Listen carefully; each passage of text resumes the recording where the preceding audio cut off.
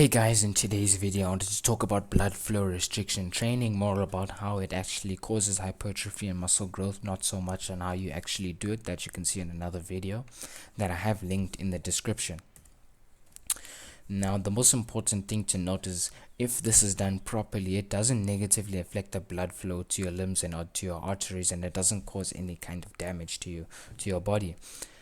Now, what blood flow restriction training does, it doesn't restrict blood flow to the limb, but more to the blood flow out the limb. So this allows blood flow to accumulate in the limb. So blood is allowed to continuously pump into the limb, but not out of the limb. Now, in order to do this properly, you want to strap on the cuff or the wrap proximal to your limb, which means right on top of the limb. So if you're going to do it for your arms, you would strap on the cuff right underneath your shoulder by your armpit, on top of your bicep and your tricep. Now, when you strap it on, if there's pain before you start the exercise, it means that your cuff or your wraps are far too tight and you need to re-wrap it until it's a little bit looser.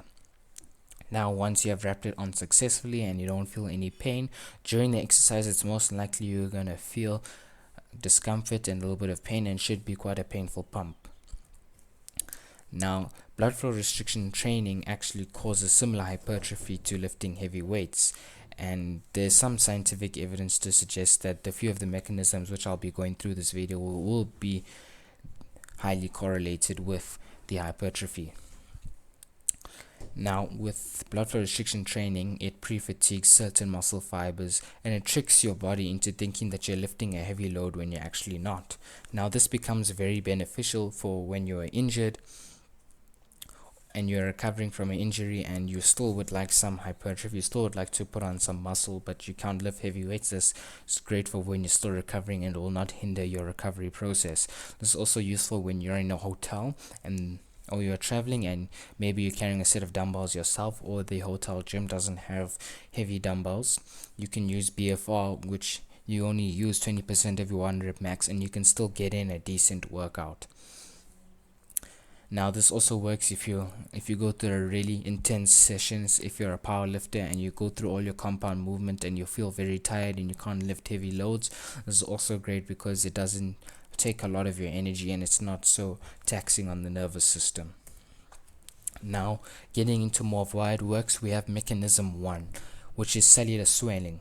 So now, when blood flow is restricted in a certain limb, the cells in that limb tend to swell. This is because the cells sense a kind of danger, and it swells and it adapts to the current situation that it's in, and it swells. Now, there's some evidence to suggest that a hydrated cell is an anabolic cell and it will increase muscle protein synthesis.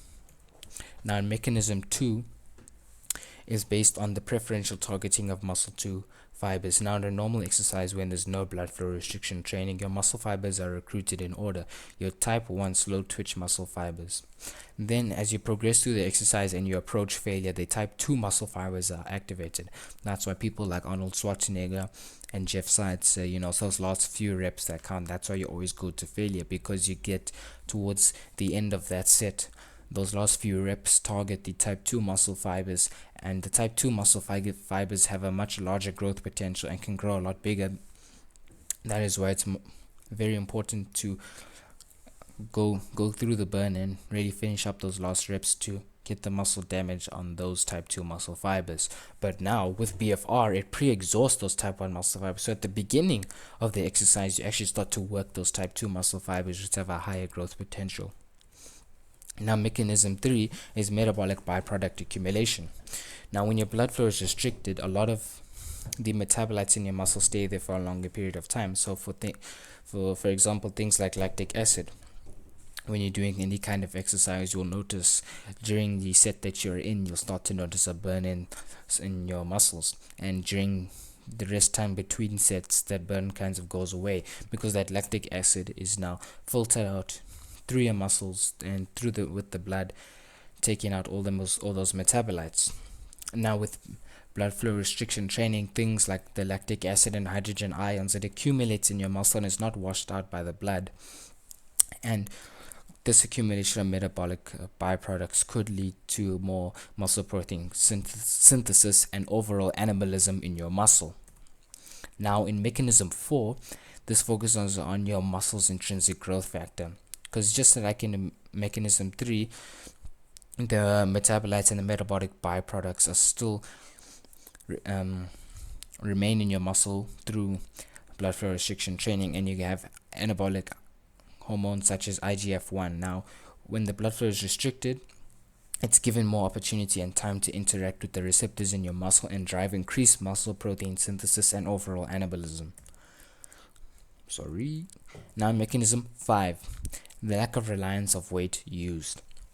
Now, usually arms are done after heavy compound movements. For example, on your push days, you go through bench press, incline, overhead press, and all your heavy compound movements. And after all of that, your arms are pretty fatigued and tight, and you can't use as much weight as you'll be able to use if you are going through an arm day. Because if you have done this and you do an arm day, you'll notice you'll be able to use much more weight, and therefore you'll be able to accumulate more volume and growth.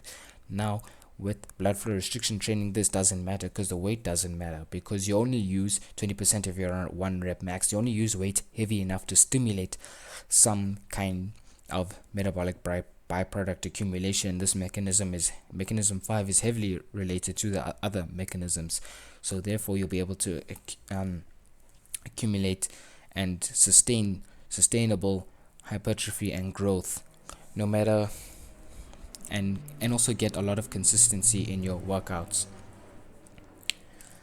Now, please check the links below, because this shows the practical uses of blood flow restriction training and also the practical implementation of blood flow restriction training and how to do it safely and effectively. Hope you guys enjoyed this video and learned something useful.